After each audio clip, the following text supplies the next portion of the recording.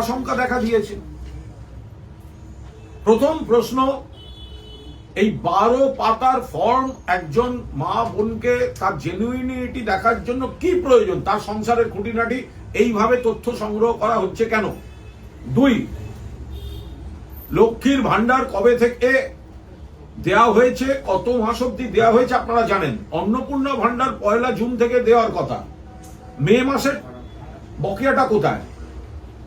1 June থেকে বিজেপিকে প্রতিশ্রুতি মতো যে মা বোনেরা লক্ষ্মীর ভান্ডারের টাকা পান তাদের 3000 টাকা দিতে হবে। আপনারা স্ক্রুটিনি চালাতে পারেন, ভুল থাকলে বাদ দিন, কিন্তু নির্বাচনের আগে প্রতিশ্রুতি দিয়েছেন, এখন আপনারা আবার সেই ফর্ম ফিল আপের লাইনে চলে গেলেন। নোটবন্দিতে লাইন, ভোটার লিস্টের লাইন, ভোটার লিস্ট যাচাইতে লাইন, এখন আবার অন্নপূর্ণা ভান্ডারের জন্য লোকের কাছে গিয়ে ফর্ম ফিল আপ করানো, আবার লাইন। এক, অন্নপূর্ণা ভান্ডার 1 জুন থেকে সকলকে দিতে হবে। যারা লক্ষ্মীর ভান্ডার পান সেই মহিলাদের যা প্রতিশ্রুতি ছিল, আপনারা ভোটের আগে কিন্তু কোনো মাপকাঠির কথা বলেননি। ভোটের আগে কোনো মাপকাঠির কথা বলেননি। অনেক মহিলা আছেন তাদের প্রয়োজন নেই, তারা এমনিই নেন না। অনেক মহিলা আছেন তারা নেন না, তাদের হয়তো প্রয়োজন নেই, নেন না। কিন্তু এই যে 12টা পাতায় এতখানি খুঁটিনাটি কেন, কিসের জন্য? এইভাবে মানুষকে হ্যারাস করার কি মানে আছে? এর পরেরটা, তাহলে কোন মাস থেকে দেবেন, কবে দেবেন? যে মাস থেকে দেবেন সেই মাস থেকে কি মে মাসের বর্ধিত বকেয়াটা পাওয়া যাবে? সেটাও তো দিতে হবে। শুধু কথার জাগলারিতে ভুলিয়ে এত কোটি মানুষ পান, সেখানে কার ভুলে কার অন্যায়ে কোন পুরুষ পেয়েছেন বাদ দিন না মশাই, কে বারণ করেছে? এত বড় একটা সিস্টেম, কে কোথায় এসব করে রেখেছে অপকর্ম বা ভুল, যাই হোক। কিন্তু বিরাট সংখ্যক মানুষকে যে বাদ দেয়া, এই বাদ দেয়াটা কিন্তু আপনাদের প্রতিশ্রুতিতে ছিল না। আপনারা আগে বলেননি কেন মাপকাঠি, আগে বলেননি কেন সকলকে দেওয়া হবে না? কেন বলেননি আগে যে সকলকে দেওয়া হবে না? ভোটের পর আমরা মাপকাঠি তৈরি করবো। তাহলে কি দাঁড়ালো? 1, ভোটের প্রচারের সময় যে ফর্মটা বিলি করা হয়েছিল সেটি দিয়ে মানুষকে ভুল বোঝানো হয়েছে, বিভ্রান্ত করা হয়েছে, খারাপ কথায় বললে প্রতারণা করা হয়েছে। কারণ ওই ফর্মটা কিন্তু অন্নপূর্ণা ভান্ডারের ফর্ম নয়। তখন বলা হয়েছিল এইটা ফিল আপ করলেই পাওয়া যাবে, এখন দেখা যাচ্ছে নতুন ফর্ম। নাম্বার 2, নতুন ফর্মে যে এত রকম তার 12 পাতার যে কুচির কাজ, কুটির শিল্প রয়েছে ওর মধ্যে, এটা ফিল আপ করা একদিকে যেমন সময় সাপেক্ষ, জটিল, অন্যদিকে গোটা পরিবারের এত তথ্য কি হবে? মমতা বন্দ্যোপাধ্যায়ের মূল যে স্পিরিটটা ছিল, যে বাংলার মা বোনেদের নিজস্ব হাত খরচা, নিজস্ব খরচাটা দেয়া, আজকে এই 12 পাতার অন্নপূর্ণা ভান্ডারের চক্করে লক্ষ্মীর ভান্ডারের মূল স্পিরিটটা, উদ্দেশ্যটা, সেটা বিঘ্নিত হয়ে যাচ্ছে না তো? আমাদের পরিষ্কার বক্তব্য, 1 জুন থেকে মা বোনেদের 3000 টাকা আপনারা যা প্রতিশ্রুতি দিয়েছেন দিতে হবে, কোনো বাদ চলবে না। নিশ্চয়ই স্ক্রুটিনিতে যদি দেখা যায় কোনো পুরুষের অ্যাকাউন্টে গিয়ে টাকা ঢুকেছে, ভুল হতে পারে, ঠিক হতে পারে, টেকনিক্যাল ফল্ট হতে পারে, বাদ দিন, কেউ বারণ করছে না। কিন্তু একটা দুটো জিনিসকে তুলে ধরে সামগ্রিকতাটায় দেরি করিয়ে দিয়ে ভোটের নির্বাচন থেকে সরে যাওয়া বা নির্বাচনী প্রচার থেকে সরে যাওয়া, এটা কোনো অবস্থাতে কাম্য নয়। ফলে তৃণমূল কংগ্রেস স্পষ্টভাবে দাবি করছে, বাংলার মা বোনেদের অধিকারের জন্য, স্বাধীনতার জন্য, নিজের মনের মতো নিজের খরচাটুকু করার জন্য মমতা বন্দ্যোপাধ্যায় সাধ্যমতো বাড়াতে বাড়াতে যে লক্ষ্মীর ভান্ডারটি দিতেন, আপনারা সেটি সম্পর্কে কুৎসা করতে করতে মানুষকে অন্য প্রলোভন দেখিয়ে বিভ্রান্ত করে অন্নপূর্ণা ভান্ডারকে আপনারা সামনে এনেছেন।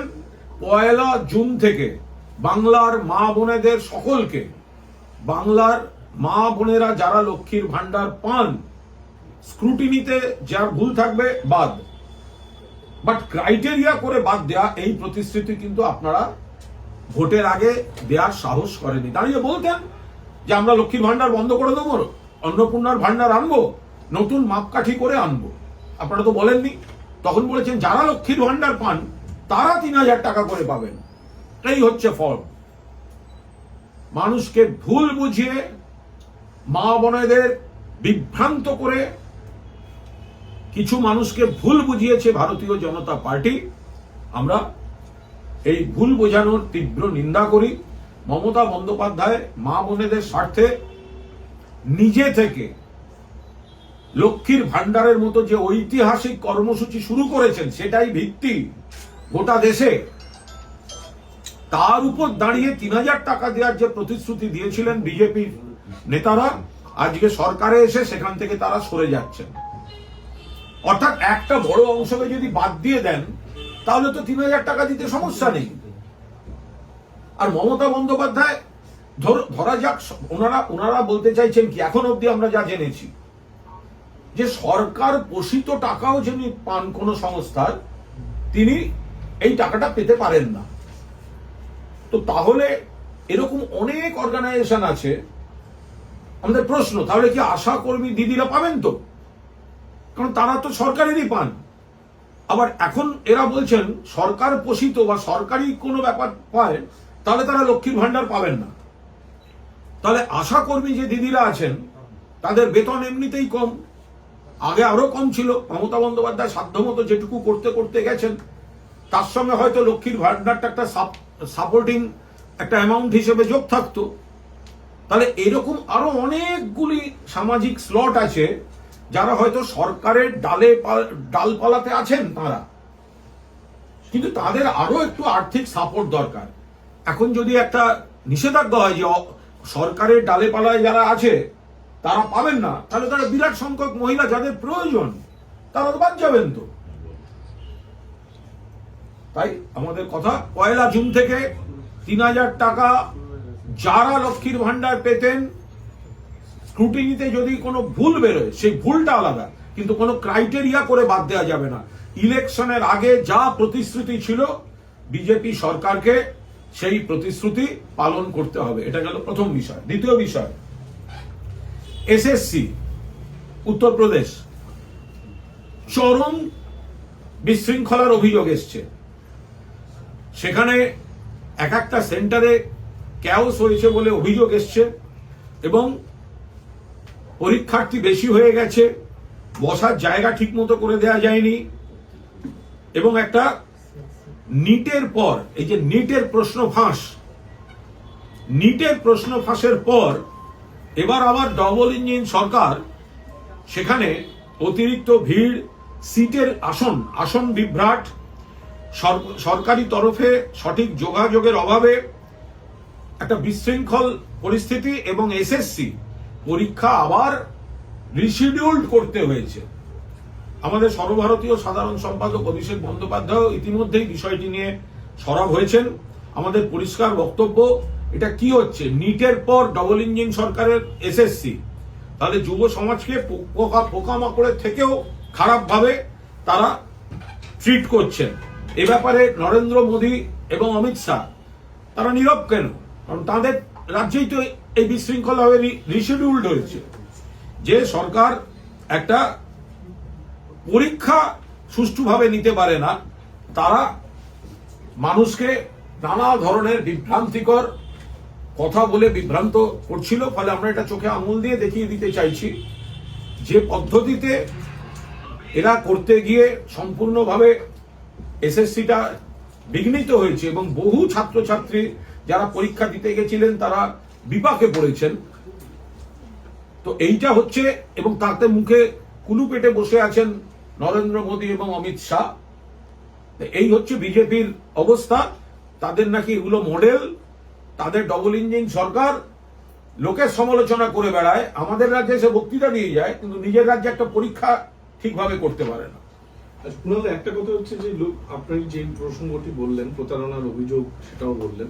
শ্রমিক ভট্টাচার্য তিনি একটা মন্তব্য করেছেন যে রেশন কার্ডে যেমন ভুয়ো কার্ড থাকে, লক্ষ্মীর ভান্ডারেও প্রচুর ভুয়ো কার্ড আছে, সেই কার্ডগুলোকে সরানো। আমাদের বক্তব্য হচ্ছে যখন একটা কিছু নতুন শুরু হয়, এটা তো মমতা বন্দ্যোপাধ্যায় বা তৃণমূলের লোকেরাই শুধু করছেন না, এটা দেখতে হবে যে এটা তো সরকারি স্ট্রাকচারে হচ্ছে। সেই সরকারি স্ট্রাকচারে তো সিপিএম পন্থী কর্মীও আছেন, অন্য দলের পন্থী কর্মীও আছেন। এটা তো একটা সরকারি স্ট্রাকচারে এত বড় কাজ, সারা বাংলার এত মহিলার অ্যাকাউন্টে নির্দিষ্ট সময়ে টাকা ঢোকা, এই কাজটা তো মমতা বন্দ্যোপাধ্যায় শুরু করে মানুষকে উপকার দিয়েছেন। এবার যদি দেখা যায় সেখানে কোনো ভুয়ো মানেটা কি, মহিলাই নেই, মহিলার অস্তিত্ব নেই, টাকা ঢুকছে, এখন অব্দি আমরা এরকম কিছু শুনিনি। আবার শোনা গেল অমুকের নামে টাকা ঢুকছে, একজন পুরুষের নামে টাকা ঢুকলে ভুল, বাদ দিয়ে দিন স্ক্রুটিনিতে। আবার অনেক ক্ষেত্রে দেখা যাচ্ছে ওই বাড়ির অ্যাকাউন্টটা হয়তো পুরুষের নামেই, স্ত্রী তার সঙ্গে জয়েন্ট অ্যাকাউন্টে আছেন, ফলে সেক্ষেত্রে পুরুষের অ্যাকাউন্টে টাকা ঢুকেছে। ফলে সেগুলোকে দেখে নিতে হবে। এখন এমন ভাবে বিষয়গুলোকে আনা হচ্ছে, কিছু বললেই মনে হচ্ছে যেন একটা চূড়ান্ত ইরেগুলারিটি বা অনিয়ম। তো এটাকে কেস টু কেস দেখা উচিত। যদি কেউ ভুয়ো নাম দিয়ে টাকা তুলে থাকেন, অন্যায় কাজ করেছেন। যদি কোনো একক পুরুষ লক্ষ্মীর ভান্ডার নিয়ে থাকেন, অন্যায় কাজ করেছেন, স্ক্রুটিনিতে বাদ যাক। কিন্তু ওই ব্যতিক্রমী কিছু লোককে টার্গেট করে এই গোটাটা এত লক্ষ ভুয়ো মানে কি? এবার এর মধ্যে যারা মারা গেছেন বা যারা নেই, সেগুলোকে কি করা হবে, সেগুলো তো স্ক্রুটিনির মধ্যে পড়বে। কিন্তু নতুন ক্রাইটেরিয়া করতে গিয়ে স্ক্রুটিনি আর ক্রাইটেরিয়া দুটোকে একসঙ্গে মেলাবেন না। স্ক্রুটিনি হচ্ছে যদি কোথাও অনিয়ম বা ভুল থাকে সেগুলোকে নিশ্চয়ই স্ক্রুটিনি হবে। এত বড় একটা সিস্টেম, সরকারি কর্মচারী বন্ধুরাই তো এই জিনিসটা করেছেন, ভালো কাজ করেছেন। তার মধ্যে যদি কোথাও কোনো টেকনিক্যাল গ্রাউন্ডে ভুল থাকে, নতুন সরকার সেটা সংশোধন করুন। আমাদের সরকারও সংশোধন করতে করতে চলেছে। কিন্তু ক্রাইটেরিয়ায় যদি একটা বড় অংশ বাদ চলে যায়, তাহলে মমতা বন্দ্যোপাধ্যায় যে মা বোনেদের আর্থিক স্বাধীনতা স্বাচ্ছন্দ্যের কথা ভেবে লক্ষ্মীর ভান্ডার চালু করেছিলেন, সেই স্পিরিটটাই তো ব্যাহত হচ্ছে। এই স্পিরিটটাকে তো অব্যাহত রাখা উচিত। আপনারা প্রথমে বলেছিলেন ভিক্ষা, সেটা থেকে ঢোক গিললেন, আপনাদের রাজ্যগুলোতেই কপি করলেন মমতা বন্দ্যোপাধ্যায়কে। এখানে এসে বললেন বাড়িয়ে দেবো, বাড়াতে গিয়ে অর্ধেক লোককে বাদ দিচ্ছেন। কোন মাস থেকে পাবেন সেটা এখনো স্পষ্ট নয়। যে ফর্মটা দিয়েছেন আপনারা, সেই ফর্ম এত জটিল এবং পারিবারিক এত রকম তথ্যের গল্প শুনিয়ে দিয়েছেন যে তারপরে কে পাবেন আর কে পাবেন না, এটাই তো এখনো নিশ্চিত নয়। বলছি, আপনি আজকে একটা সমাজ মাধ্যমে পোস্ট করেছেন এবং সেখানে যারা এখন দলের বিরুদ্ধে মুখ খুলছে তাদেরকে নিয়ে সরব হয়েছেন, এবং আপনি উল্লেখও করেছেন যে সব থেকে বেশিবার আপনি সরব হয়েছিলেন বলে আপনাকে সাসপেন্ডও করা হয়েছিল। যারা মুখ খুলছেন তাদের বিরুদ্ধে দল কেন ব্যবস্থা নিচ্ছে না? তাহলে ভোটের পর নির্বাচনোত্তর পরিস্থিতিতে দলের কিছু কিছু নেতা বিভিন্ন ধরনের প্রতিক্রিয়া দেখা যাচ্ছে। দল নিশ্চয়ই দেখছেন বিষয়টা, তাদের সম্পর্কে আলাদা করে কোনো মন্তব্য করব না। তাদের সব কথাই যে ভুল বা তারা যা বলছেন সেটা ঠিক নয়, এমন মন্তব্যও করব না। নির্বাচন কমিশন যে চক্রান্ত করেছে তা নিয়ে যেমন আমাদের বক্তব্য আছে, ভোট লুট নিয়ে বক্তব্য আছে, বৈধ ভোটার বাদ দিয়ে দেওয়ার বক্তব্য আছে। আবার নিশ্চয়ই মানুষ কিছু কিছু জিনিস পছন্দ করেননি বা আমাদের ভুল ত্রুটি ছিল, সেটা আমাদের নেতৃত্ব দেখবেন। কিন্তু সবে 1 মাস হয়নি ভোটটা হয়েছে, আমাদের নিশ্চিতভাবে দলের যে নেতারা বলছেন তারাও তো দলেরই। ফলে ভোটের আগে আমরা যারা ভোটে দাঁড়িয়েছেন, কেউ জিতেছেন, কেউ হয়তো পরাজিত হয়েছেন, আবার কেউ হয়তো তার ইচ্ছা ছিল প্রার্থী হওয়ার, হয়তো হতে পারেননি। তো এখন হারার পরেই সব খারাপগুলোকে বলাটা, এটা কতটা শোভনীয়? 1 মাস হয়নি, আমাদের কি তর সইছে না? যদি কোথাও কোনো ভুল থাকে আমরা দলের মধ্যে নিজেরা সবাই আলোচনা করব, নেতৃত্বকে বলবো, তাতেও যদি না হয় যার যার পথ খোলা আছে। আজকে যদি তৃণমূল কংগ্রেস ক্ষমতায় আসতো, তো তাহলে তো কে মন্ত্রী হবে কে মন্ত্রী হবে না তার জন্য দিদির বাড়ি আর অভিষেকের বাড়িতে লবি করা শুরু হয়ে যেত। ভাবুন একটু, এই দলটাই তো জনপ্রতিনিধি করেছে, এই দলটাই তো বিভিন্ন পদ দিয়েছে।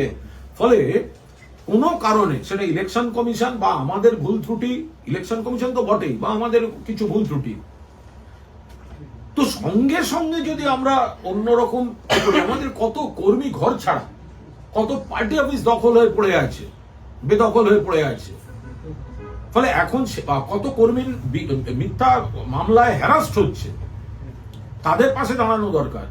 ফলে তার বদলে আমরা যদি এখন মানে 1 মাসও হয়নি, আচ্ছা যদি দলটা জিততো তাহলে এদের বিবেক তো ঘুমিয়ে থাকতো নিশ্চয়ই। আজকে উল্টেছে বলে খারাপ, নিশ্চয়ই খারাপটাকে খারাপ বলুন। আমি তো বলছি গত 4 বছরে আমি 3 বার সাসপেন্ড হয়েছি। আরে আমার রেকর্ড কেউ ভাঙতেই পারে না আজকাল। কিন্তু দল যখন ক্রাইসিসে, তখন নেত্রীর সঙ্গে দলের পাশে থেকে কর্মীদের সঙ্গে থাকবো না? আমি তো বলি বারবার, তৃণমূল কংগ্রেসে যদি অভিমান, রাগ, কারুর দেখাবার একটা তালিকা হয়, তার মধ্যে 1 নম্বরে থাকবে কুণাল ঘোষের নাম। আমার জীবন সর্বনাশ হয়েছে, কিন্তু আমি তারপরেও তো আমার তৃণমূলের প্রতি আনুগত্য, নেত্রীর প্রতি আনুগত্য। সেটা যারা আজকে জিতলেন, কোন প্রতীকে জিতেছেন? মমতাদের দেয়া প্রতীকে জিতেছেন, অভিষেকের দেয়া প্রতীকে জিতেছেন, দলের প্রতীকে জিতেছেন। যদি যেটাকে খারাপ বলছেন, তা সেদিন বললেন না কেন এই দলটার এই খারাপ, আমরা দাঁড়াবো না? বলতে পারতেন তো, তাহলে আরো স্বচ্ছতা থাকতো। কেউ জিতেছেন, কেউ পরাজিত হয়েছেন। আমার অনেকে তো দাঁড়াবার ইচ্ছাও ছিল, হতেই পারে। সেটা কোন দলের হয়ে? এই তৃণমূলের হয়ে। কার হয়ে প্রচার করেছেন? এই তৃণমূলের হয়ে প্রচার করেছেন। আজকে যদি তৃণমূল কংগ্রেসই আবার সরকার গড়ত, তাহলে কি এত রকম বিলম্বিত বিবেক জাগরণ দেখা যেত? না। আমাদের কি কোনো ক্ষোভ, অভিমান বা বক্তব্য বা গঠনমূলক কথা নেই? আছে। কিন্তু দলটা যখন একটা অদ্ভুত পরিস্থিতিতে আছে, এই সময় আমরা কেন এই জিনিসগুলো আমরা সামনে আনবো? এরা বলছেন যে কথা বলার চেষ্টা করা হয়েছিল। আপনার বক্তব্যের সঙ্গে অনেকে কিছুটা সহমত, কিন্তু তাদের বক্তব্য আমরা কথা বলার চেষ্টা করেছি। আইপ্যাক কোনোভাবেই আমাদেরকে পৌঁছতে দিত না। দ্বিতীয়ত, মমতা বন্দ্যোপাধ্যায়কে ঘিরে যারা থাকতেন তারা সেখানে আমাদের ঢুকতে দিত না। আমি সমস্ত মানছি। আমি আবার বলছি, তারা যা বক্তব্য রাখছেন, সেই বক্তব্যকে আমি ভুল বলে তাদের সঙ্গে কন্ট্রাডিকশনে যাচ্ছি না। আমি বলছি রেজাল্টটা বেরিয়েছে এখনই। এই কতগুলো এই যে সমস্যাটার কথা বলছেন, এটা তো ভোটের আগেও সেই সমস্যাটা ছিল। তারপরেও তো আপনারা অনেকে প্রার্থী হয়েছেন, তারপরেও তো জিতেছেন, তারপরেও তো হেরেছেন। যদি আইপ্যাক নিয়ে কোনো অভিযোগ থাকে, তো এটা তো আগেও ছিল, এখনো আপনি বলতে পারেন। কিন্তু সেটা এই মুহূর্তে যখন দলটাকে একটু আমরা সবাই মিলে চেষ্টা করছি আবার একদম আমরা দেখুন, আমরা এত মানুষের ভোট পেয়েছি। মমতা ব্যানার্জিকে দেখে এত মানুষ ভোট দিয়েছেন। 40% উপর ভোট তৃণমূলের, 80 জন বিধায়ক, 42 জন সাংসদ, এতগুলি পুরসভা, এত হাজার কাউন্সিলর, এত হাজার ত্রিস্তর পঞ্চায়েত সদস্য। কোথাও যদি ভুল থাকে, সেগুলো নিশ্চিতভাবে হবে। কিন্তু এত তাড়াতাড়ি অক্সিজেন ধারণ ক্ষমতাটা তো আরেকটু বেশি হওয়া উচিত। 1 মাসের মধ্যে দম বন্ধ হলে কি করে হবে? বলছি, গতকাল মমতা বন্দ্যোপাধ্যায় একটা কবিতা লিখেছেন, বোঝাই যাচ্ছে। তিনি বলছেন গিরগিটিয়ে যারা দল পরিবর্তন করছেন, ক্ষোভ প্রকাশ করছেন, বলছে এত সহজে রং পাল্টে নিচ্ছেন। দেখুন, দল পরিবর্তন করা এক জিনিস, অনেকের অনেক গ্রাউন্ড থাকে। আপনি জানি না ভবিষ্যতে এগুলো সব সময়ের সঙ্গে হয়। কিন্তু একটা দল, যে দলটায় থাকলাম, যে দলটার ক্ষমতার সময় থাকলাম, ঘটনাচক্রে বিরোধী পক্ষে সঙ্গে সঙ্গে নানা রকম একটা চিত্তচাঞ্চল্য শুরু হয়ে গেল। সেই জায়গাটায় বোধহয় নেত্রীর কবিতায় অসন্তোষ প্রকাশ করা আছে। আপনি যে সমাজ মাধ্যমে পোস্ট করেছেন, ওটা একটা শেষে একটা ইন্টারেস্টিং লাইন রয়েছে যে যদি দেখি দল ভুল পথেই রয়েছে তখন ভাববো। না, না, সেটা তো দল পরিবর্তন আরে, করা না। না, এটা কোনো দল পরিবর্তনের বিষয় নয়, এটা তো পরিষ্কার। যারা বলছেন তাদের কাছে আমি একটা সহকর্মী হিসাবে একটা আবেদন রেখেছিলাম। মানে সবাই মিলে লড়া হয়েছে, দলের ভুল ত্রুটি কি ছিল না ছিল আপনিও জানেন, আমিও জানি। তা সত্ত্বেও আমরা একটা দলে আছি। কোন দল কি ধোয়া তুলসী পাতা নাকি? বিজেপির মধ্যে আদি বিজেপি, তৎকাল বিজেপি নেই, এখন তো আবার পোস্টপোল বিজেপি যোগ হয়েছে। তো ফলে সেই সব জায়গায় আর অন্য দলের সমস্যা নেই, 100% আছে আছে। আমরা দলকে পরামর্শ দিন সবাই মিলে, যদি দল সেগুলো গ্রহণ করে ঠিকঠাক ভাবে চলে মিটে গেল। নইলে আপনাদের তো ভাবার সময় পালিয়ে যাচ্ছে না। কিন্তু 1 মাসও হয়নি একটা ভোট হয়েছে, যে দলটার হয়ে ভোট করলাম, যে নেত্রীর ছবি সামনে রেখে আমরা অনেকে জিতলাম, লড়লাম সবাই, জেতা হারাটা তো পরের কথা। তো এত তাড়াতাড়ি কি করে মানে প্রকাশ্যে এগুলো করবো? দলের মধ্যে আমরা একটা চেষ্টা করে সুন্দরভাবে, আর যেখানে মানুষ চাইছেন, মানুষ রয়েছেন, কর্মীরা রয়েছেন, কর্মীদের প্রতিও তো আমাদের একটা দায়িত্ব আছে। যারা আক্রান্ত, যাদের বিরুদ্ধে মামলা চলছে, আমরা ওটা করব নাকি কে কবে মঞ্চে উঠতে পারেনি সেগুলো নিয়ে এখন সামনে যাবো? কিন্তু কর্মীরা অনেকে বলছেন, হাতে গোনা আপনার নাম বলছেন, আরো 2-3 জনের নাম বলছেন, যে যারা রাস্তায় নামছে কর্মীদের পাশে রয়েছে। তাদের বক্তব্য যে যারা পার্টির সিনিয়র লিডার তারাই ঘরের মধ্যে বসে রয়েছেন। এটা পার্টির অভ্যন্তরীণ ব্যাপার, এটা নিশ্চয়ই পার্টির মধ্যে আলোচনা হবে। কর্মীদের আবেগ, কর্মীদের বক্তব্য নিশ্চিতভাবে গুরুত্ব দিয়ে, বা যারা ক্ষোভ প্রকাশও করছেন, আমি আবার বলছি, আমি তো তাদের পয়েন্টগুলো নিয়ে কোথাও কন্ট্রাডিক্ট করতে যাচ্ছি। এই টাইমিং একটা বিষয় এগুলো, কিন্তু এবার আমার বক্তব্য হচ্ছে যে কর্মীদের যে আবেগ, মমতা বন্দ্যোপাধ্যায় সবসময় বলেন কর্মীরাই আসল সম্পদ। কর্মীদের যদি অবজারভেশন কিছু থাকে, কোনো অভিমান থাকে, কোনো বক্তব্য থাকে, কোনো সাজেশন থাকে, নিশ্চিতভাবে মমতা বন্দ্যোপাধ্যায় সেগুলোই দেখছেন। আমরা সেই জন্যই বলছি নেতারাও আগে দলের মধ্যে খোলাখুলি যার যা বক্তব্য বলে এতদিন সমস্যা হয়নি। মমতা বন্দ্যোপাধ্যায় শুধু মুখ্যমন্ত্রীটা হয়ে গেলেই কিন্তু এত বিবেক জাগরণ বন্ধ হয়ে যেত। যারা বলছে তাদের জিজ্ঞেস করুন তো, মমতা বন্দ্যোপাধ্যায় যদি মুখ্যমন্ত্রী হতেন আর তৃণমূল কংগ্রেস যদি সরকার গড়ত, তাহলে এই কথাগুলো শোনা যেত? কিন্তু কুণাল ঘোষ যখন এই প্রসঙ্গগুলো বলেছে, তখন কিন্তু মানে পূর্ণ তৃণমূলের মধ্যে দাঁড়িয়েই বলেছে। কিন্তু ক্রাইসিসে এটার সময় নয়। ক্রাইসিসে কর্মীদের পাশে থাকা, আমরা দলটা করার চেষ্টা করব। যে ক্রাইসিসের কথা বলছেন আপনি, ঠিক সেই সময় দেখা যাচ্ছে আপনার দলের 2 জন সাংসদ মামলা পাল্টা মামলা, অভিযোগ পাল্টা অভিযোগ, স্পিকারকে চিঠি পাল্টা চিঠি। এথিক্স কমিটিতে যাচ্ছেন মহিলা সাংসদ, পুরুষ সাংসদ তাকে অশ্লীল কথা বলছেন। দেখছেন যে 2 জন সাংসদ। আবার বলছি, ওনাদা সিনিয়র, কল্যাণদা সিনিয়র, মানে অন্যতম সেরা সাংসদ, আইনজীবী, কাকলিদি কত পুরনো। এখন মানে যদি কারোর কোনো ক্ষোভ দুঃখ থাকে, কারোর সবার সঙ্গে সবার মেলে না, কারোর সঙ্গে কারোর অনেক সময় এক দল করলেও যেরকম থাকে, যেরকম বুদ্ধবাবু সুভাষবাবু ছিল, যেটা হতে পারে, যেটা শুভেন্দুবাবু দিলীপ বাবুর আছে, ওই রকম ধরনের। তো এখন সেরকম অনেকের মধ্যে অনেকের থাকতে পারে, সব দলেই থাকে, এগুলো খুব স্বাভাবিক ব্যাপার। কিন্তু এটাকে এই সময় এইভাবে সামনে নিয়ে আসাটা ঠিক না। আমাদের কাকলিদিও কত সিনিয়র, তিনিও দলের থেকে কত সম্মান পেয়েছেন। তিনি নিশ্চয়ই পুরনো দিনের অনেক মানে দিন ধরে মমতাদির সঙ্গে আছেন। তেমনি মমতাদিও উজাড় করে সম্মান দিয়েছেন, বিভিন্ন পদ বিভিন্ন ভাবে কাকলিদিকে সম্মান দিয়েছেন। ফলে এখন যখন দলটা একটু সংখ্যাতত্ত্বে বিরোধী পক্ষে, এই সময় কি ঠিক, এই সময় কি এটা ঠিক যে এখন পুরনো কোনো কথা নিয়ে এসে এখন ইয়ে করা? এটা এটা এটা এটা এটা এটা মানে কর্মীদের আবেগকেও আঘাত করছে। যদি কোনো রাগ থাকে, সবাই জানে কার সঙ্গে কার ঝগড়া আছে, লোকচাপার কোনো ব্যাপার নেই।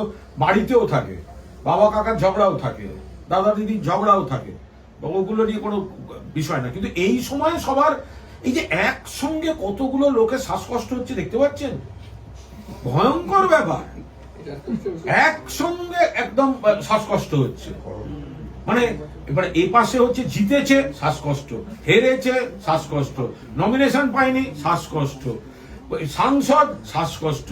আরে ভাই, একজন মহিলা মমতা ব্যানার্জি, তার মুখটার উপর দাঁড়িয়ে গোটা একটা আন্দোলনের স্রোত, একটা সরকার চললো, আমরা সবাই নানা রকম পদে থাকলাম, আজকে তার পাশে যখন তিনি অন্তত আশা করতে পারেন আমার সহকর্মীরা আমার সঙ্গে থাকবে, সেই সময়টা এগুলো করাটা কি খুব মানে গ্রহণযোগ্য কাজ হচ্ছে? আজকে যারা মজা করে বলছেন মমতা বন্দ্যোপাধ্যায় হেরে গেছেন, একজন মহিলা টালির চালের ঘর থেকে নিম্নবিত্ত পরিবারের মহিলা একা, যিনি তার কোনো অসম্ভব রাজনৈতিক বা আর্থিক প্রভাবশালী পরিবার থেকে আসেননি, এরম নয় যে তার বাবা বা কাকা জ্যাঠা একদম কংগ্রেস রাজনীতির সব তারকা ছিলেন বা বিরাট ব্যবসায়ী পরিবার, না। এরম নয় যে তার স্বামীর সূত্রে তিনি প্রচুর ইয়ে পেয়েছেন, না, তিনি বিয়েই করেননি। একা একজন মহিলা আগাগোড়া আন্দোলন করে একটা দল তৈরি করে তাকে 15 বছর ক্ষমতায় রেখেছেন, কেন্দ্রের মন্ত্রী পর্যন্ত হয়েছেন। তাকে আপনারা কি হেটা করছেন, কি হারাচ্ছেন? ওনার আর কি হারানোর আছে, আর কি প্রমাণ করার আছে? নির্বাচনে এদিক ওদিক হয়, ইলেকশন কমিশন করেছে, এবং আমাদেরও ভুল ত্রুটি ছিল, 100% ভুল ত্রুটি ছিল। সেগুলো বলে আমরা দলটাকে আবার সৈনিক হিসেবে আমরা সবাই একটা জায়গায় আনার চেষ্টা করছি। এই সময় যারা বিভিন্ন পদে ছিলেন, এই মমতা বন্দ্যোপাধ্যায়ের ছায়ায় যারা বেড়ে উঠেছেন, তাদের এই বিলম্বিত বিবেক জাগরণ এটা ঠিক নয়। সময় দিন আর একটু, যদি দেখেন হচ্ছে না, হবে না, তখন ভাববেন। এখন কেন করছেন এগুলো? বলছি যে অরূপ চক্রবর্তী তো পদত্যাগ করেছেন মুখপাত্রের পদ থেকে, আবার দুর্নীতি ইস্যুতে জাতীয় মুখপাত্রের পদ ছাড়লেন এবার শান্তনু সেন। অ্যাকচুয়ালি এখন এত লোক পদ ছাড়বেন, আমি পার্টি অফিস থেকে আগে পদের লিস্টগুলো দেখে রাখবো, কারণ আমি তো সবগুলো জানিও না যে কে কোন পদে আছেন। ছাড়ার পর প্রমাণিত হবে বা জানবো যে কে কি পদে ছিলেন। আচ্ছা, আমার যেমন পদ লাগে না সাধারণ ক্ষেত্রে, দল আমায় পদ দেয়, আমি খুব খুশি, কিন্তু পদ ছাড়াও দেখবেন কুণাল ঘোষ থাকে, পারফরমেন্স। তো সুতরাং আমি নিশ্চয়ই এত লোক যখন ইস্তফা দিচ্ছেন, আমি মুখপাত্র হিসেবে প্রতিক্রিয়া দেওয়ার আগে আমি দলের কাছ থেকে সব পদের তালিকাটা, নামাবলিটা নিয়ে রাখবো, নইলে তো আমি জানি না কে কোন পদে আছে। শান্তনু সেন জাতীয় মুখপাত্র আপনি জানতেন না? দেখুন, জাতীয় মুখপাত্র মানে শান্তনু আমার বন্ধু লোক, ডক্টর শান্তনু সেন, এবং শান্তনুর সঙ্গে দলের দূরত্বের সময় আমার খুব খারাপও লাগতো, এবং আমার সঙ্গে তার টুকটাক যোগাযোগও থাকতো।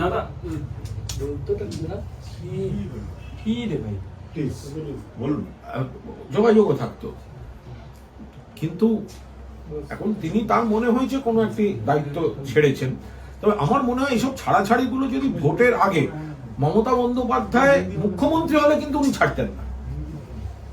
আমার বন্ধু শান্তনু, বাট মমতা বন্দ্যোপাধ্যায় মুখ্যমন্ত্রী হলে কিন্তু এইসব ইস্তফাগুলো হতো না। আমি আবারও বলছি, এগুলো যদি মমতা বন্দ্যোপাধ্যায় মুখ্যমন্ত্রী হতেন এবং মমতা বন্দ্যোপাধ্যায় সরকার হতো, তাহলে কিন্তু এই ইস্তফা, এই অমুক তমুক হতো না। তখন দেখতেন যে 1 বছর অন্তর কুণাল ঘোষই কোনো সিস্টেম নিয়ে সরব হচ্ছে, আর কুণাল ঘোষ একাই সাসপেন্ড হচ্ছে, আবার তার 7 দিন বাদে কুণাল ঘোষ আবার কাজে ফিরছে।